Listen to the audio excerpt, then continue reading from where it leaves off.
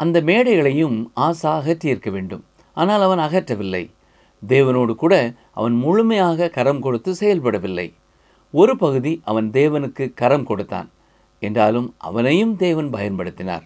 ஏனென்றால் அவர் கிருபை உள்ளவர்.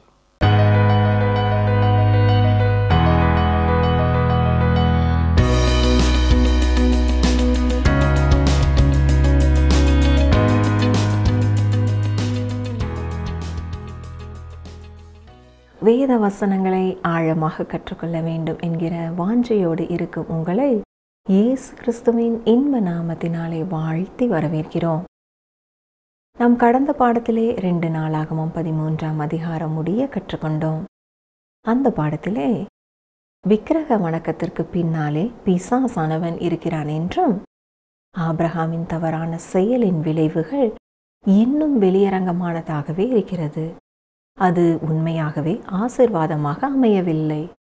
நூற்றாண்டு காலமாக அது ஒரு முள்ளாக இருக்கிறது என்றும், ஒரு மகன் சிறந்த ஒருவனாகவோ அல்லது தீயவனாகவோ இருப்பான் என்றால் அதிலே தாயின் பங்கு அதிகம் உண்டு என்றும், நாம் கர்த்தரை விட்டு தூரம் சென்றால் நம்மை சுற்றி அவர் அடைத்திருக்கிற வேலியை எடுத்து விடுவார் என்றும் கற்றுக்கொண்டோம். இன்று நாம் 2 நாளாகவும் 14ஆம் அதிகாரம் 1ஆம் வசனம் முதல் 16ஆம் அதிகாரம் 14ஆம் வசனங்கள் வரை கற்றுக்கொள்ள இருக்கிறோம். இந்த பாடத்திலே யாருடைய காலத்திலே முதலாவது எழுப்புதல் நடைபெற்றது? ஆவிக்குரிய பிரித்தெடுக்கப்படுதல் என்றால் என்ன? ஆசா பெனாதாத்திடம் வேண்டிக் கொண்டது என்ன என்பதை குறித்து கற்றுக்கொள்ள போகிறோம். பிரியமான வேத ஆராய்ச்சி நேயர்களே, இன்று நாம் 2 நாளாகவும் 14ஆம் அதிகாரம் 1ஆம் வசனம் முதல் சிந்திக்க போகிறோம். அபியாவின் குமாரனான ஆசாவின் காலத்திலே முதல் எழுப்புதல் நடைபெற்றது. எழுப்புதலை குறித்த ஒரு பாடத்தை கர்த்தர் இங்கே கற்றுக் கொடுக்கிறார். எழுப்புதலுக்கு செல்லும் பாதையானது பாறைகள் நிறைந்ததாயும் சீரான பாதை அமைக்கப்படாததாயும் மலைக்கு மேலே ஏறும் ஒரு பாதை போலவும் இருக்கும். இருந்தாலும் பாதையிலே வழி தெளிவாக குறிக்கப்பட்டிருக்கும். வரைபடம் தெளிவாக இருக்கும். செல்லும் பொழுது சில பாலங்களை கடந்து செல்ல வேண்டும். தெற்கு ராஜ்யத்திற்கு கர்த்தர் எழுப்புதலை கொண்டு வர பயன்படுத்திய அரசருள் ஆசா ஒருவன். வடக்கு ராஜ்யத்திலே எழுப்புதல் ஒருபொழுதும் உண்டானதில்லை. அங்கே 19 அரசர்கள் அரசாண்டிருக்கிறார்கள். எல்லாருமே கர்த்தருக்கு விரோதமாய் இருந்தவர்களே. யூதாவின் மேல் அரசராயிருந்த 20 அரசர்களுக்குள் 10 அரசர்களை நல்ல அரசர்கள் என்று சொல்லலாம். அவர்களிலே 5 பேர் குறிப்பிடத்தக்கவர்கள். அவர்கள் ஆசா, யோசபாத், யோவாஸ், எசேக்கியா, யோசியா. இவருடைய ஆளுகை காலத்திலே சீர்திருத்தங்கள் நடைபெற்றன. அது கர்த்தருடைய நேரத்திலே உண்டான எழுப்புதல் என்று சொல்லலாம். இந்த 5 அரசர்களுக்குள்ளும் பல ஒற்றுமைகளை நாம் பார்க்கலாம். அதே வேளையிலே குறிப்பிடத்தக்க வேறுபாடுகளையும் நாம் கவனிக்கலாம். 2 நாளாகமம் 14ஆம் அதிகாரம் 1ஆம் வசனத்தை பாருங்கள். அபியா தன் பிதாக்களோட நித்திரையடைந்த பின் அவனை தாவீதின் நகரத்தில் அடக்கம் பண்ணினார்கள். அவன் ஸ்தானத்திலே அவன் குமாரனாகிய ஆசா ராஜாவானான். இவனுடைய நாட்களில் தேசம் 10 வருஷம் மட்டும் அமெரிக்கையாயிருந்தது. யூதா தேசத்திலே எழுப்புதல் உண்டான காலங்களிலே ஆசாவின் காலத்திலே தான் முதலாவது எழுப்புதல் காணப்பட்டது. இந்த ஆசாவினுடைய பூட்டனார் சாலமோன். அவனுடைய தாத்தா ரெகோபெயாம். அவனுடைய தகப்பனார் அபியா. வசனங்கள் 2 முதல் 4 வரை பாருங்கள். ஆசா தன் தேவனாய கர்த்தரின் பார்வைக்கு நன்மையும் செம்மையுமானதை செய்தான்.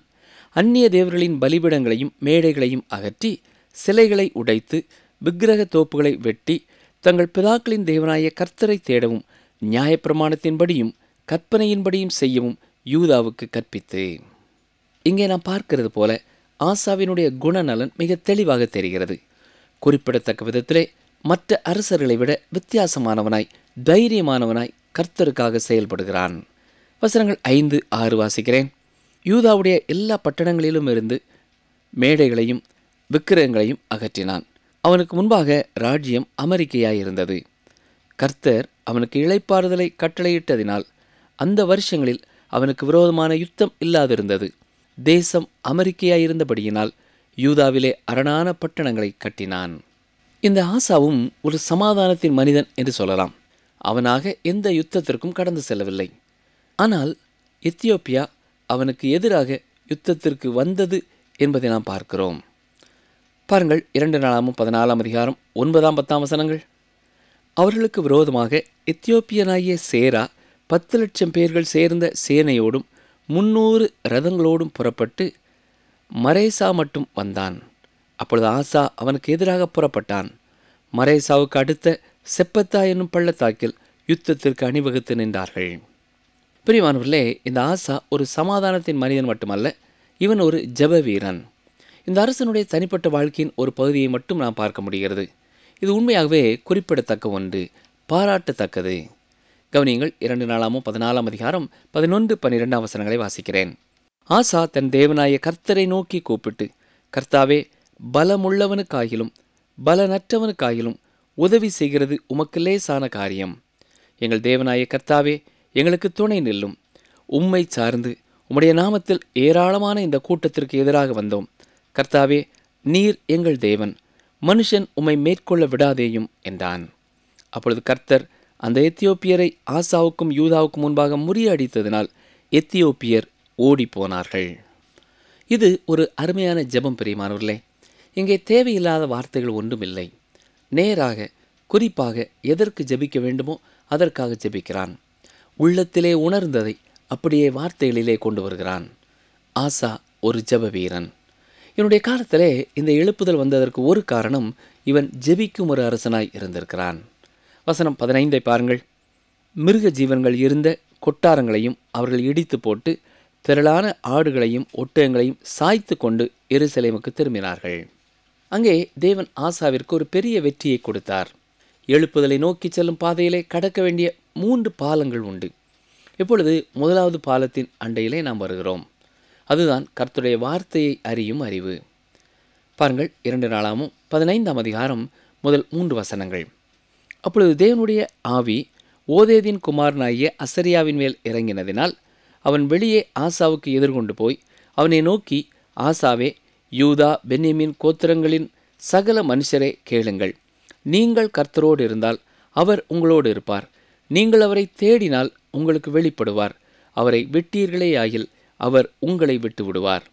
இஸ்ரவேலிலே அநேக நாளாய் மெய்யான தேவனும் இல்லை, உபதேசிக்கிற ஆசாரியனும் இல்லை, வேதமும் இல்லை. அந்நாட்களிலே ஆசாரியர்களும் லேவியர்களும் இருந்தார்கள். ஆனால் கர்த்தருடைய வேதத்தை கற்றுக் கொடுக்கிற ஆசாரியர்கள் அங்கே இல்லை. எனவே அவர்கள் நியாயப்பிரமாணம் இல்லாமல் கர்த்தருடைய வார்த்தைகள் இல்லாமல் வாழ்ந்து வந்தார்கள். 2 நாளாமும் 15ஆம் அதிகாரம் 4ஆம் வசனம். தங்கள் நெருக்கத்திலே இஸ்ரவேலின் தேவனாய கர்த்தரிடத்திற்கு திரும்பி அவரை தேடின போது அவர் அவர்களுக்கு வெளிப்பட்டார். அருமையானவர்களே, இது மிக எளிதான காரியமாய் இருந்தாலும் இது சிக்கலான ஒன்றாயும் இருக்கிறது. இன்றைக்கு பலர் சொல்கிறது என்ன? நான் படிக்க முயற்சி செய்தேன், ஜெபிக்க முயற்சி செய்தேன், அதை செய்ய முயற்சி செய்தேன், இதை செய்ய முயற்சி செய்தேன், ஆனால் நான் எங்கும் செல்ல முடியவில்லை, எதிலும் முன்னேற முடியவில்லை என்று சொல்வார்கள். இவ்வாறு நீங்கள் சொல்லும் பொழுது கர்த்தரை நீங்கள் பொய்யராக்குகிறீர்கள். பிரியமானவர்களே, தேவன் பொய் உரையாதவர். என்னை தேடுவீர்கள் என்றால் நான் உங்களுக்கு வெளிப்படுவேன் என்று தெளிவாக சொல்லியிருக்கிறார். தேவனோடு கூட உண்மையான உணர்வோடு நீங்கள் தொடர்பு கொள்வீர்கள் என்றால் நிச்சயமாக அவர் உங்களுக்கு பதில் கொடுப்பார். எனவே நம்மை நாமே ஆராய்ந்து பார்க்க வேண்டும். 2 நாளாமும் 15ஆம் அதிகாரம் 5 முதல் 7 வரை பாருங்கள். அக்காலங்களிலே வெளியே போகிறவர்களுக்கும் உள்ளே வருகிறவர்களுக்கும் சமாதானம் இல்லை. தேசங்களின் குடிகள் எல்லாருக்குள்ளும் மகா அமளி உண்டாயிருந்து ஜாதியை ஜாதியும் பட்டணத்தை பட்டணமும் நொறுக்கினது. தேவன் அவர்களை சகலவித இடுக்கத்தினாலும் கலங்க பண்ணினார். நீங்களோ உங்கள் கைகளை நிகழவிடாமல் திடன் கொள்ளுங்கள், உங்கள் கிரியைகளுக்கு பலன் உண்டு என்றான். அரசாட்சியின் ஆரம்ப காலம் சிறந்ததாக இருந்தது. ஆனால் பின்னாலே அங்கே பிரச்சனைகள் உண்டாகிறது. இப்பொழுது ஆசா மீண்டுமாய் கர்த்தரிடத்திலே திரும்புகிறான். இதற்கு ஒரு தீர்க்கதரிசி ராஜாவை உற்சாகப்படுத்துகிறான். அங்கே காணப்பட்ட பிரச்சனைகளுக்கெல்லாம் காரணம் என்ன என்பதை அவன் விவரிக்கிறான். இந்த தீர்க்கதரிசியின் செய்தியானது அந்த யூதாவிற்கு எப்படி பொருத்தமானதாக இருந்ததோ அதே போல இன்று வாழும் நமக்கும் அது பொருத்தமானதாக இருக்கிறது. 2 நாளாமும் 15ஆம் அதிகாரம் 8ஆம் 9ஆம் வசனங்களை பாருங்கள். ஆசா இந்த வார்த்தைகளையும் தீர்க்கதரிசியாகிய ஓதேதின் தீர்க்க தரிசனத்தையும் கேட்டபோது அவன் திடன் கொண்டு அருவருப்புகளை யூதா பென்யமீன் தேசம் அனைத்திலும் இப்ராஹிமின் மலை தேசத்தில் தான் பிடித்த பட்டணங்களிலும் இருந்து அகற்றி கர்த்தருடைய மண்டபத்தின் முன் இருக்கிற கர்த்தருடைய பலிபீடத்தை புதுப்பித்து அவன் யூதா பென்யமீன் ஜனங்களையும் அவர்களோடே கூட எப்ராஹிமிலும் மனாசேயிலும் சிமியோனிலும் இருந்து வந்து அவர்களோடு சஞ்சரித்தவர்களையும் கூட்டினான். அவனுடைய தேவனாய கர்த்தர் அவனோடு இருக்கிறதைக் கண்டு இஸ்ரவேலிலிருந்து திரளான ஜனங்கள் அவன் பட்சத்தில் சேர்ந்தார்கள். கவனித்தீர்களா? கர்த்தரை உண்மையாய் தேடும் இருதயமுள்ள ஒரு கூட்ட மக்களை கர்த்தர் எப்பொழுதும் எல்லா இடங்களிலேயும் வைத்திருக்கிறார். வசனங்கள் 10 முதல் 12 வரை பாருங்கள். ஆசா அரசாண்ட 15ஆம் வருஷம் 3ஆம் மாதத்திலே அவர்கள் எருசலேமிலே கூடி தாங்கள் கொள்ளையிட்டு ஓட்டிக்கொண்டு வந்தவைகளில் அந்நாளிலே 700 மாடுகளையும் 7000 ஆடுகளையும் கர்த்தருக்கு பலியிட்டு தங்கள் பிதாக்களின் தேவனாய கர்த்தரை தங்கள் முழு இருதயத்தோடும் தங்கள் முழு ஆத்மாவோடும் தேடுவோம் என்றும். இப்பொழுது இந்த ஜனங்கள் முதலாவது பாலத்தை கடக்கிறார்கள். இப்படி செய்ய வேண்டிய காரியங்களை செய்யாமல் வேறு வழியிலே பாலத்தை கடக்கலாம் என்று முயற்சி செய்யவில்லை. கர்த்தருடைய வார்த்தையை அறியும் அறிவிற்குள்ளே கடந்து வந்தார்கள். இப்பொழுது அவர்கள் கர்த்தரிடமாய் திரும்பி அவரை தேடுகிறார்கள். முழு இருதயத்தோடும் முழு ஆத்மாவோடும் கர்த்தரை தேடுகிறார்கள். எழுப்புதலின் ஒவ்வொரு காலகட்டத்திலேயும் இந்த காரியம் நடைபெறுகிறது. மனிதர்கள் கர்த்தருடைய வார்த்தைக்கு நேராக திரும்புகிறார்கள். உண்மையான வாஞ்சியோடு கர்த்தரை நோக்கி கூப்பிடுகிறார்கள். கர்த்தருடைய வார்த்தைக்கு நேராக மக்கள் திரும்பாத வரை அங்கே ஒரு எழுப்புதல் ஏற்பட முடியாது. வேத வசனத்தை விட்டுவிட்டு அதன் இடத்திலே வேறு எதையும் வைக்க முடியாது. 2 நாளாகமும் 15ஆம் அதிகாரம் 13, 14 வசனங்களை பாருங்கள். சிறியோர் பெரியோர் ஸ்திரீ புருஷர் எல்லாரிலும் இஸ்ரவேலின் தேவனாய கர்த்தரை தேடாதவன் எவனோ அவன் கொலை செய்யப்பட வேண்டும் என்றும் ஒரு உடன்படிக்கை செய்து மகா சத்தத்தோடும் கெம்பீரத்தோடும் பூரிகைகளோடும் எக்காலங்களோடும் கர்த்தருக்கு முன்பாக ஆணையிட்டார்கள். ஒருவேளை இது கொடூரமான ஒரு காரியம் போல தெரிந்தாலும் மக்கள் அனைவருமே உற்சாகத்தோடு இதற்கு உடன்பட்டார்கள். ஆசா தனது காலத்திலே அநேக சீர்திருத்தங்களை கொண்டு வந்தான். 2 நாளாகமும் 15ஆம் அதிகாரம் 15ஆம் வசனம். இந்த ஆணைக்காக யூதா ஜனங்கள் யாவரும் சந்தோஷப்பட்டார்கள். தங்கள் முழு இருதயத்தோடும் ஆணையிட்டு தங்கள் முழு மனதோடும் அவரை தேடினார்கள். கர்த்தர் அவர்களுக்கு வெளிப்பட்டு சுற்றுப்புறத்தாரால் யுத்தமில்லாதபடிக்கு அவர்களை இளைப்பார பண்ணினார். அருமையான சகோதரனை சகோதரியே, நீங்களும் உங்கள் முழு இருதயத்தோடு கர்த்தரை தேடுவீர்கள் என்றால் நீங்களும் அவரை கண்டுகொள்வீர்கள். ஏனோதானோ என்று ஜெபிப்பதை விட்டுவிட்டு கருத்தோடு கர்த்தரை தேடும் பொழுது அவர் நமக்கு வெளிப்படுவார். எழுப்புதலுக்கு செல்லும் பாதையிலே இருக்கும் 2வது பாலம் என்ன? ஆவிக்குரிய பிரித்தெடுக்கப்படுதல். கிறிஸ்தவ சமுதாயங்களிலே இந்த பிரித்தெடுக்கப்படுதல் என்ற வார்த்தை பயன்படுத்தப்படுகிறதில்லை. இங்கே ஆசா ஆவிக்குரிய பிரித்தெடுத்தலை செயல்படுத்துகிறார். பாருங்கள், 2 நாளாகமும் 15ஆம் அதிகாரம் 16ஆம் வசனம். தோப்பிலே அருவருப்பான விக்கிரகத்தை உண்டு பண்ணின ராஜாவாகிய ஆசாவின் தாயான மாகாளையும் ராஜாத்தியாய் இராதபடிக்கு ஆசா விலைக்கு போட்டு அவளுடைய விக்கிரகத்தையும் நிர்மூலமாக்கி தகர்த்து கீதரோன் ஆற்றண்டையிலே சுட்டெரித்து போட்டான். பிரியமானவர்களே, இது மிகவும் ஆர்வம் தரக்கூடிய ஒரு காரியமாக இருக்கிறது இல்லையா? கவனியுங்கள், ஆசாவின் தாயே விக்கிரக வணக்கத்திலே ஈடுபட்டு இருந்தாள். அந்நாட்களிலே விக்கிரக வணக்கத்திற்கு உட்பட்ட மக்களோடு கூட அவள் நட்பாய் மட்டும் இருக்கவில்லை, அவளே அப்படிப்பட்ட காரியத்தை செய்து கொண்டிருந்தாள். இந்த காரணத்தினாலே தான் ஆசா தன் தாயான மாகாளை ராஜாத்தியாய் இராதபடிக்கு விலைக்கு போட்டான். அது மட்டுமல்ல, அவளுடைய விக்கிரகத்தையும் அவன் நிர்மூலமாக்கி சுட்டெரித்து போட்டான். 2 நாளாகமும் 15ஆம் அதிகாரம் 17ஆம் வசனம். மேடைகளோ இஸ்ரவேலிலிருந்து தகர்க்கப்படவில்லை, ஆனாலும் ஆசாவின் இருதயம் அவன் நாட்களிலெல்லாம் உத்தமமாயிருந்தது. இந்த மேடைகளையும் ஆசா அகற்றியிருந்திருக்க வேண்டும், ஆனால் அவன் அகற்றவில்லை. தேவனோடு கூட முழுமையாக அவன் கரம் கொடுத்து செயல்படவில்லை. ஒரு பகுதி தேவனுக்கு கரம் கொடுத்தான், இருந்தாலும் கர்த்தர் அவனையும் பயன்படுத்தினார். ஏனென்றால் அவர் கிருபை உள்ளவர். 2 நாளாகமும் 16ஆம் அதிகாரம் 1ஆம் வசனத்தை பாருங்கள். ஆசா அரசாண்ட 36ஆம் வருஷத்திலே இஸ்ரவேலின் மேல் ராஜாவாகிய பாஷா யூதாவுக்கு விரோதமாய் வந்து ஒருவரும் யூதாவின் ராஜாவாகிய ஆசாவினிடத்தில் போக்கும் வரத்துமாய் இராதபடிக்கு ராமாவை கட்டினான். ஆசாவின் கீழே எழுப்புதல் உண்டானபடினாலே இஸ்ரவேல் ஜனங்களிலேயும் அநேகர் வடக்கு ராஜ்யத்திலிருந்து யூதாவை நோக்கி கடந்து சென்றார்கள் என்று கடந்த அதிகாரத்திலே பார்த்தோம். எனவே வடக்கு ராஜ்ய ராஜா பாஷா ஜனங்கள் அவ்வாறு செல்வதை தடுக்கும் வண்ணமாக ராமாவை கட்டினான். வசனங்கள் 2, 3 பாருங்கள். அப்பொழுது ஆசா கர்த்தருடைய ஆலயத்திலும் ராஜாவின் அரமனையிலும் உள்ள பொக்கிஷங்களிலுள்ள வெள்ளியும் பொன்னும் எடுத்து தமஸ்குவில் வாசம் பண்ணுகிற பெனாதாத் என்னும் சீரியாவின் ராஜாவினிடத்துக்கு அனுப்பி, எனக்கும் உமக்கும் என் தகப்பனுக்கும் உம்முடைய தகப்பனுக்கும் உடன்படிக்கை உண்டே, இதோ வெள்ளியும் பொன்னும் உமக்கு அனுப்பினேன், இஸ்ரவேலின் ராஜாவாகிய பாஷா என்னை விட்டு விலகி போகும்படிக்கு நீர் வந்து அவனோடு செய்த உடன்படிக்கையை தள்ளி போடும் என்று சொல்லி அனுப்பினான்.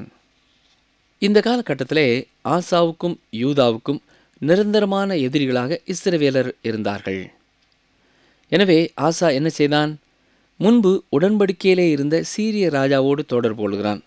அப்பொழுது பெனாதாத் சீரியாவிலே அரசனாயிருக்கிறான். அருமையானவர்களே, இது எதை வெளிப்படுத்துகிறது? தேவன் மேலே விசுவாச குறைவை வெளிப்படுத்துகிறது. கடந்த முறை அவன் யுத்தத்திற்கு செல்ல வேண்டிய சமயத்திலே 14ஆம் அதிகாரத்திலே நாம் பார்த்தது போல தன் தேவனாய கர்த்தரை நோக்கி கூப்பிட்டு, கர்த்தாவே, பலனுள்ளவனுக்காயிலும் பலனற்றவனுக்காயிலும் உதவி செய்கிறது உமக்கு லேசான காரியம். எங்கள் தேவனாய கர்த்தாவே, எங்களுக்கு துணை நில்லும். உம்மை சார்ந்து உம்முடைய நாமத்திலே ஏராளமான இந்த கூட்டத்திற்கு எதிராக வந்தோம். கர்த்தாவே, நீர் எங்கள் தேவன், மனுஷர் உம்மை மேற்கொள்ள விடாதேயும் என்று ஜெபித்தவன் இப்பொழுது உலகத்திலே மனிதர்களிடத்திலே தனக்கு உதவியை நாடுகிறான். பாருங்கள், 2 நாளாகமம் 16ஆம் அதிகாரம் 4ஆம் வசனம். பெனாதாத் ராஜாவாகிய ஆசாவுக்கு செவி கொடுத்து தனக்கு உண்டான சேனாபதிகளை இஸ்ரவேலின் பட்டணங்களுக்கு விரோதமாக அனுப்பினான். அவர்கள் ஈயோனையும் தானையும் ஆபேல் மாயியையும் நப்தலி பட்டணங்களின் எல்லா பண்டக சாலைகளையும் முறிய அடித்தார்கள். ஆசாவின் வேண்டுகோளுக்கு இணங்க பெனாதாத் தனது படையை இஸ்ரவேலின் மேலே அனுப்பினான். வசனங்கள் 5-6. இதை பாஷா கேட்டபோது ராமாவை கட்டுகிறதை நிறுத்தி தன் வேலையை விட்டு ஒளிந்தான். அப்பொழுது ராஜாவாகிய ஆசா யூதா அனைத்தையும் கூட்டிக் கொண்டு போய் பாஷா கட்டின ராமாவின் கற்களையும் அதன் மரங்களையும் எடுத்து வந்து அவைகளால் கேபாவையும் மிஸ்பாவையும் கட்டினான். பிரியமானவர்களே, ஆசாவினுடைய அந்த முயற்சி நிறைவேறியது. ஆனால் தேவன் அவனோடு பேசும் சில வார்த்தைகளை நாம் கவனிக்க வேண்டும். பாருங்கள், 2 நாளாகமம் 16ஆம் அதிகாரம் 7 முதல் 9 வரை. அக்காலத்திலே ஞான திருஷ்டிக்காரனாகிய அனானி யூதாவின் ராஜாவாகிய ஆசாவினிடத்தில் வந்து அவனை நோக்கி, நீர் உம்முடைய தேவனாய கர்த்தரை சார்ந்து கொள்ளாமல் சீரியாவின் ராஜாவை சார்ந்து கொண்டபடியினால் சீரியா ராஜாவின் இராணுவம் உமது கைக்கு தப்பி போயிற்று. மிகவும் ஏராளமான ரதங்களும் குதிரை வீரரும் உள்ள எத்தியோப்பியரும் லூபியரும் மகா சேனையாயிருந்தார்கள் அல்லவா? நீர் கர்த்தரை சார்ந்து கொண்ட போதோவெனில் அவர்களை உமது கையில் ஒப்பு கொடுத்தாரே. தம்மை பற்றி உத்தம இருதயத்தோடு இருக்கிறவர்களுக்கு தம்முடைய வல்லமையை விளங்க பண்ணும்படி கர்த்தருடைய கண்கள் பூமி எங்கும் உலாவிக் கொண்டிருக்கிறது. இந்த விஷயத்தில் மதியில்லாதவராயிருந்தீர். ஆகையால் இது முதற்கொண்டு உமக்கு யுத்தங்கள் நேரிடும் என்றான். பிரியமானவர்களே, ஆசாவை கடிந்து கொள்ளும்படியாகவும் அவனை நியாயம் தீர்க்கும்படியாகவும் ஒரு தீர்க்கதரிசியை கர்த்தர் அனுப்பினதின் காரணம் என்ன தெரியுமா? ஆசாவினுடைய அவிசுவாசம். எழுப்புதல் உண்டாக வேண்டுமென்றால் நாம் கடந்து செல்ல வேண்டிய அடுத்த முக்கியமான பாலம் தேவனின் மேலே விசுவாசம். நம்முடைய வழிமுறைகளின் மேலே அல்ல, மனிதனின் மேலே அல்ல, சபைகளின் மேலே அல்ல, சங்கங்களின் மேலே அல்ல, தேவன் மேலே நாம் வைக்கும் விசுவாசமே எழுப்புதலை கொண்டு வரும். உள்நாட்டு யுத்தத்திலே பாஷா ஆசாவுக்கு எதிராக வந்தபோது ஆசா சீரியாவின் பெனாதாத்தை நோக்கி திரும்பினான். ஊழியனான அனானி மிக தெளிவாக கடந்த முறை கர்த்தர் எப்படி அவனுக்கு ஒரு விடுதலை கொடுத்தார் என்பதை நினைப்பூட்டி இந்த முறையும் கர்த்தர் அவனுக்கு விடுதலையை கொடுக்க முடியும் என்பதை கூறுகிறான். ஆனால் ஆசா இந்த முறை கர்த்தரை விசுவாசிக்க தவறிவிட்டான். பிரியமானவர்களே, ஒரு விசுவாசத்தின் செயலே நம்மை ரட்சிக்கிறது. விசுவாசத்தினாலேயே நாம் நீதிமான்களாக்கப்படுகிறோம். எந்த நொடி பொழுதிலே இயேசு கிறிஸ்துவின் மேலே நாம் விசுவாசத்தை வைக்கிறோமோ அப்பொழுது நாம் ரட்சிக்கப்படுகிறோம். நாம் ரட்சிக்கப்படும் பொழுது நம்முடைய வாழ்க்கை அதோடு முடிவடைகிறதில்லை. தொடர்ந்து நாம் வாழும் ஒவ்வொரு நாட்களிலேயும் விசுவாசத்தின் மூலமாகவே வாழ வேண்டியவர்களாக இருக்கிறோம். ரோம விசுவாசிகளுக்கு அப்போஸ்தலனாகிய பவுல் எழுதும்பொழுது இவ்விதமாய் எழுதியிருக்கிறார். கவனிங்கள், வாசிக்கிறேன். ரோமர் 1ஆம் அதிகாரம் 16-17 வசனங்கள். கிறிஸ்துவின் சுவிசேஷத்தை குறித்து நான் வெட்கப்படேன். முன்பு யூதரிலும் பின்பு கிரேக்கரிலும் விசுவாசிக்கிறவன் எவனோ அவனுக்கு ரட்சிப்பு உண்டாவதற்கு அது தேவ பலனாய் இருக்கிறது. விசுவாசத்தினாலே நீதிமான் பிழைப்பான் என்று எழுதியிருக்கிறபடி விசுவாசத்தினால் உண்டாகும் தேவ நீதி விசுவாசத்திற்கென்று அந்த சுவிசேஷத்தினால் வெளிப்படுத்தப்படுகிறது. நாம் ரட்சிக்கப்படுவதும் விசுவாசத்தினாலே, தொடர்ந்து நாம் கர்த்தருடைய பிள்ளைகளாக வாழ வேண்டியதும் விசுவாசத்தினாலேயே. அங்கே அனானி சொல்லுகிற மற்றும் ஒரு முக்கியமான காரியம் என்ன? தம்மை பற்றி உத்தம இருதயத்தோடு இருக்கிறவர்களுக்கு தம்முடைய வல்லமையை விளங்க பண்ணும்படி கர்த்தருடைய கண்கள் பூமி எங்கும் உலாவிக் கொண்டிருக்கிறது. இதன் பொருள் என்ன? தன்னை விசுவாசிக்கிற ஆண்களையும் பெண்களையும் தேடி கர்த்தருடைய கண்கள் உலாவிக் கொண்டிருக்கிறது. நீங்கள் தேவனை விசுவாசிக்கும் ஒரு நபராய் இருக்கிறதை விரும்புகிறீர்களா? அவருடைய வசனங்களின் அடிப்படையிலே நாம் அவரை நம்பலாம். எபிரேயர் 11:6 நாம் வாசிக்கிறது என்ன? விசுவாசம் இல்லாமல் தேவனுக்கு பிரியமாயிருப்பது கூடாத காரியம். அது மட்டுமல்ல, எபிரேய ஆக்கியோன் சொல்லும் பொழுது எபிரேயர் 12:1 இவ்வாறு கூறியிருக்கிறார். ஆகையால் மேகம் போன்ற இத்தனை திரளான சாட்சிகள் நம்மை சூழ்ந்து கொண்டிருக்க, பாரமான யாவற்றையும் நம்மை சுற்றி நெருக்கி நிற்கிற பாவத்தையும் தள்ளிவிட்டு விசுவாசத்தை துவக்குகிறவரும் முடிக்கிறவருமாயிருக்கிற இயேசுவை நோக்கி நமக்கு நியமித்திருக்கிற ஓட்டத்தில் பொறுமையோடே ஓட கடவோம். நாம் விசுவாசத்தினாலே ரட்சிக்கப்படுகிறது மட்டுமல்ல, விசுவாசத்தினாலேயே தொடர்ந்து பிழைக்கிறவர்களாயும் இருக்கிறோம். சரி, 2 நாளாமும் 16:10 அதி நிமித்தம் ஆசா ஞான திருஷ்டிக்காரன் மேல் சினந்து கடுங்கோபம் கொண்டு அவனை காவல் அறையிலே வைத்தான். இதல்லாமல் அக்காலத்தில் ஜனங்களுக்குள் சிலரை கொடூரமாய் நடப்பித்தான். இது மிக ஆச்சரியமானதாக இருக்கிறது இல்லையா? ஆசா எச்சரிப்பை கவனிக்கவில்லை. ஏன்? அவன் அதை நம்பவில்லை. அதே வேளையிலே தேவன் மேலே பூரண விசுவாசத்தையும் நம்பிக்கையையும் அவன் வைக்கவில்லை. தேவன் இல்லாமல் வாழும் வாழ்க்கை ஆவிக்குரிய மரணத்தை குறிக்கிறது. அப்படி நாம் இருப்போம் என்றால் தேவன் நம்மை பயன்படுத்த முடியாது. இப்பொழுது கர்த்தர் அவனுக்கு ஒரு வியாதியை கொடுக்கிறார். பாருங்கள், 2 நாளாமும் 16:12 ஆசா அரசாண்ட 39 வருஷத்திலே தன் கால்களில் வியாதி கண்டு அவன் நோவு மிகவும் உக்கிரமாயிருந்தது. அவன் தன் வியாதியிலும் கர்த்தரை அல்ல பரிகாரிகளையே தேடினான். கர்த்தர் அவனை அடித்தபடினாலே தான் அவன் வியாதிப்பட்டான். அது மிகவும் கடுமையானது. ஆசா கர்த்தரை தேடாமல் பரிகாரிகளையே தேடினான். வைத்தியரை மட்டும் நாடினான். ஆனால் வைத்தியரை நாடினது தவறல்ல, கர்த்தரை அவன் தேடவில்லை. எப்பொழுது நாம் வியாதிப்பட்டாலும் முதலாவது நாம் கர்த்தரை தேட வேண்டும். அதோடு கூட வைத்தியர்களையும் நாம் நாட வேண்டும். யாக்கோபு இதை குறித்து மிக தெளிவாக யாக்கோபு 5:14 எழுதியிருக்கிறார். உங்களில் ஒருவன் வியாதிப்பட்டால் அவன் சபையின் மூப்பர்களை வரவழைப்பானாக. அவர்கள் கர்த்தருடைய நாமத்தினாலே அவனுக்கு எண்ணெய் பூசி அவனுக்காக ஜெபம் பண்ண கடவர்கள். மூப்பர்கள் வந்து ஜெபித்து எண்ணெய் பூசுவார்கள். எண்ணெய் பூசுதல் சடங்காச்சாரமான ஒரு காரியமல்ல, அது மருத்துவம் செய்வதை குறிக்கிறது. ஆசாவின் பிரச்சனை என்னவென்றால் அவன் கர்த்தரை தேடவில்லை, பரிகாரியை மட்டும் தேடினான். பிரியமானவர்களே, விசுவாசத்திலே நாம் வாழும் பொழுது தேவன் மேலே விசுவாசம் வைத்தவர்களாக இருக்க வேண்டும். எப்பொழுது நம்முடைய வாழ்க்கையிலே பிரச்சனைகளோ கஷ்டங்களோ நெருக்கங்களோ வந்தாலும் நாம் கர்த்தரையே முதலாவதாக நோக்கி பார்க்க வேண்டும். 2 நாளாமும் 13-14 பாருங்கள். ஆசா தான் அரசாண்ட 41 வருஷத்தில் மரித்து தன் பிதாக்களோடே நித்திரை அடைந்தான். தைலக்காரரால் செய்யப்பட்ட கந்த வர்க்கங்களினாலும் பரிமளங்களினாலும் நிறைந்த ஒரு மெத்தையின் மேல் அவனை வளர்த்தி அவனுக்காக வெகு திரளான கந்த வர்க்கங்களை கொளுத்தின பின்பு அவன் தாவீதின் நகரத்தில் தனக்கு வெட்டி வைத்திருந்த அவனுடைய கல்லறையிலே அவனை அடக்கம் பண்ணினார்கள். அவனுக்காக திரளான கந்த வர்க்கங்களை கொளுத்தினார்கள்.